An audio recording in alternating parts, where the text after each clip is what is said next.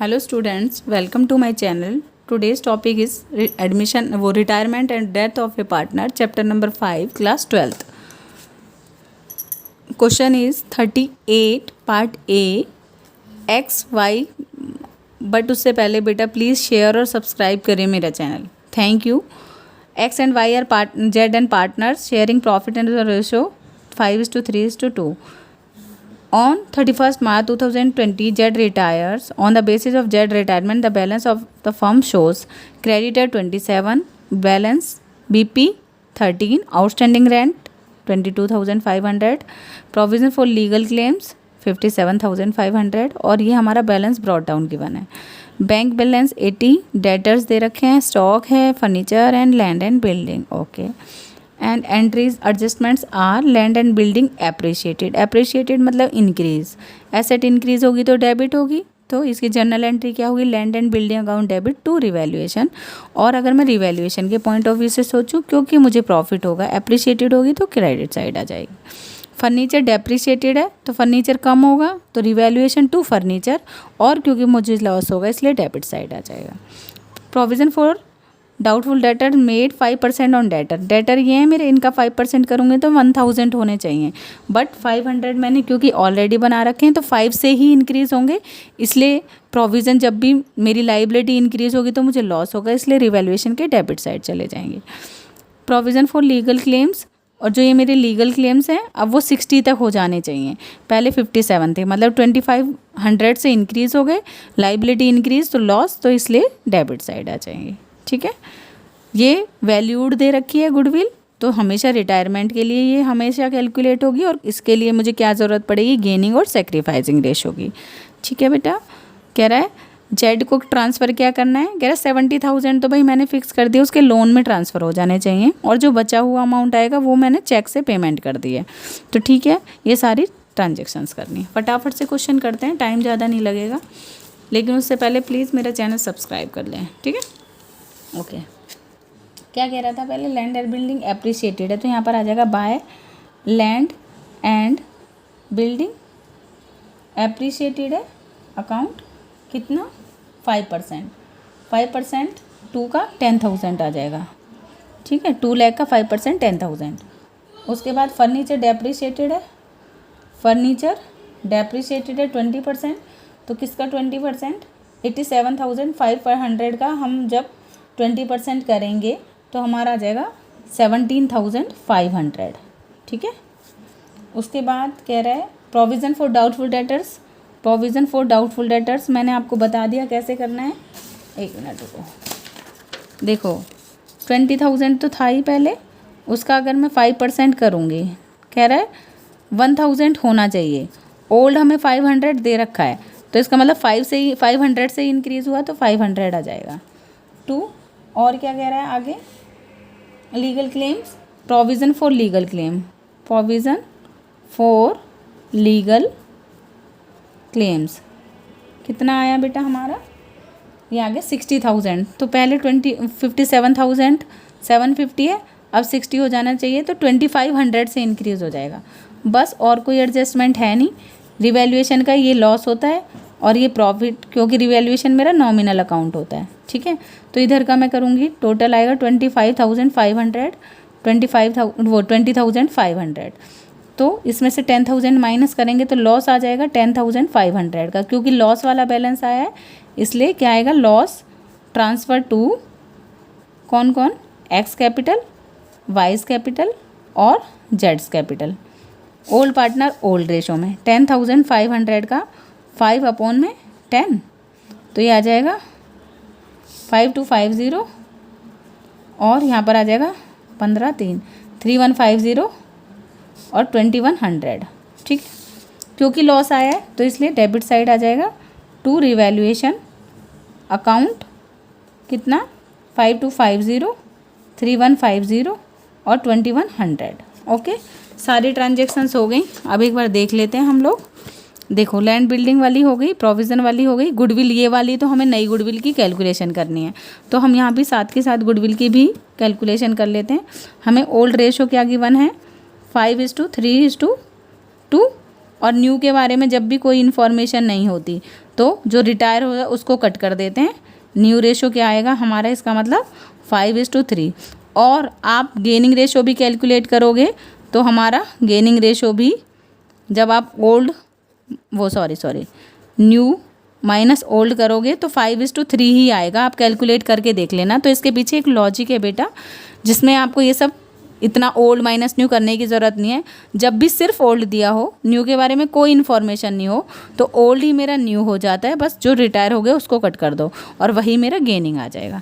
तो हमें ये तो पता चल गया जो रिमेनिंग पार्टनर है कौन, एक्स एंड वाई गेन कर रहे हैं और गेनिंग ऑलवेज डेबिट। ठीक है, फ्यूचर में क्योंकि ये गेन करेंगे इसलिए डेबिट होंगे। और जो सेक्रीफाइस करेगा जो जा रहा है वो क्रेडिट होगा। तो इसकी जर्नल एंट्री क्या होगी, x capital account debit, y's capital account debit to जो जा रहा है वो हमेशा सेक्रीफाइस हमेशा ही करेगा, उसको कैलकुलेट करने की कोई नीड नहीं है। जैसे जो आ रहा होता है गेन करता है ना, तो जा रहा होता है वो सेक्रीफाइस करके जा रहा होता है, क्योंकि फ्यूचर में गेन करेंगे। तो आज जितना वो फ्यूचर में गेन करेंगे किसको दे देंगे, जेड को। गुडविल फर्म की दे रखी है, जेड का शेयर निकालेंगे तो यहाँ पर आ जाएगा 12,000। उसको कौन से रेशो में कैलकुलेट कर लेंगे, 5:8। ये आ जाएगा 7,500, 4,500 और 12,000। अब हमें ये तो पता चल गया जेड क्रेडिट हो रहा है। क्या हुआ, जेड क्रेडिट हो रहा है।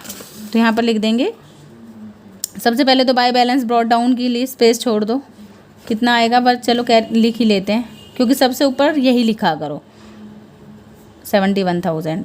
अब हमें ये तो पता चल गया जेड क्रेडिट हो रहा है किसकी वजह से, एक्स और वाई। तो यहाँ पर करेंगे x capital by wise capital, कितने से, 7,500 और 4,500, क्योंकि ये दोनों गेन करेंगे फ्यूचर में और डेबिट हो रहे हैं आज की डेट में, किसकी वजह से, जेड की वजह से। तो यहाँ पर क्या आ जाएगा, टू जेड्स कैपिटल अकाउंट, कितना 75 से ये और 45 से ये डेबिट हो रहा है।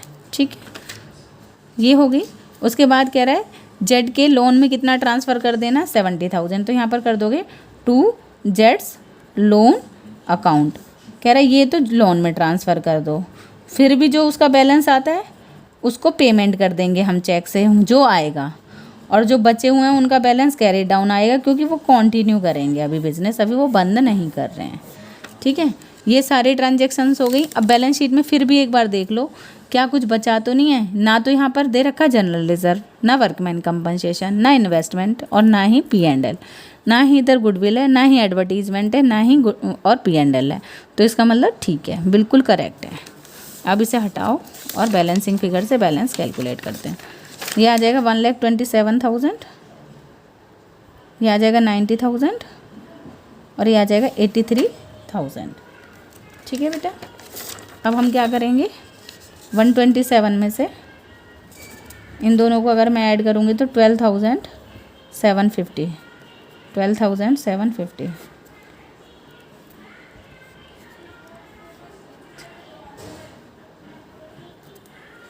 वन लैख 14,250, हाँ यही आ रहा है 1,14,250। इनका तो कैरी डाउन आएगा। इसका 90 में से मैं अगर कितना आएगा, ये 7650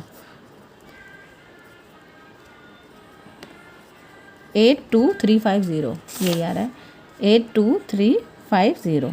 यहाँ तक हो गया। अब इनको 83 में से 72,100 कितने में से, 83,000 में से अगर मैं माइनस करती हूँ 72,100,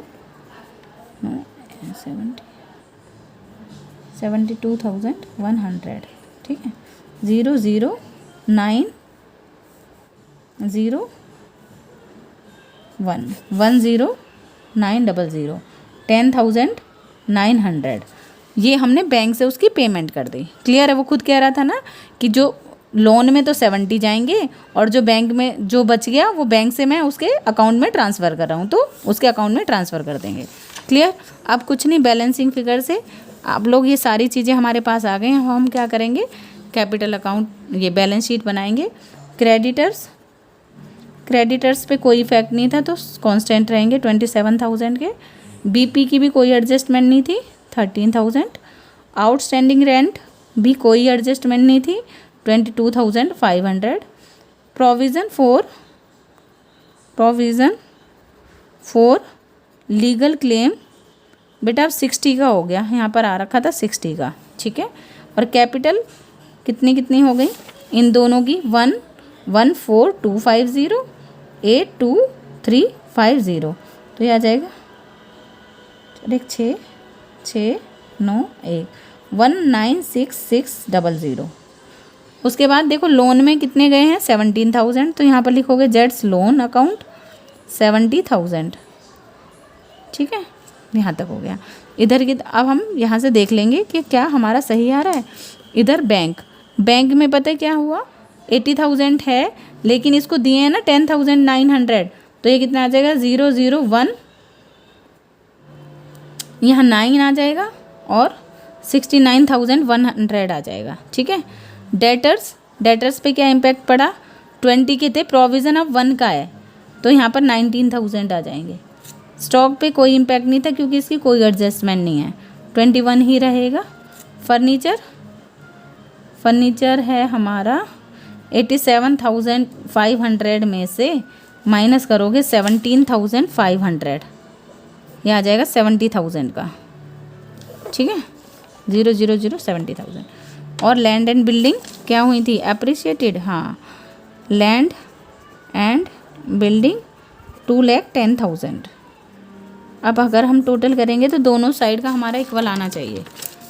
कितना आएगा, 27, 13, 22,500, 60, 1,96,600 और 70, 0,0,1, 12, 18, 19, 9, 16, 17, 18, 19, 20, 21, 22, 23, 24, 25, 26, 27 और 28, यही आ रहा 3,89,100, 3,89,100। इधर का तो करेक्ट आ गया, इधर का और देख लेते हैं, 69,100, 19,000, 21,000, 70, 2,10,000, तो ये तो 100 आ गया, 9, 10, 11, 19, 1, 6, 7, 8, 9, 10, 17, 18, 3,89,100, ठीक है, बिल्कुल करेक्ट है। अब देखो एक बार, कहाँ गया मेरा ये, अच्छा ये रहा। सिर्फ एक लोन में वो कह रहा था कि उसके लोन अकाउंट में 70 तो ट्रांसफ़र कर देने हैं और जो बच गया वो बैलेंसिंग फिगर से बैलेंस में, इसलिए क्योंकि हमने बैंक से पेमेंट करी है, यहाँ पर उसका इम्पैक्ट पड़ेगा। इसके अलावा मुझे लगता नहीं इसमें कोई भी नई एडजस्टमेंट थी, कोई भी एडजस्टमेंट नहीं थी और सब कुछ नॉर्मल था, ठीक है बेटा। तो ये क्वेश्चन कंप्लीट हो गए, लेकिन प्लीज़ ज़्यादा से ज़्यादा लोगों को शेयर करें और सब्सक्राइब करें मेरा चैनल, ठीक है बेटा। Thank you so much.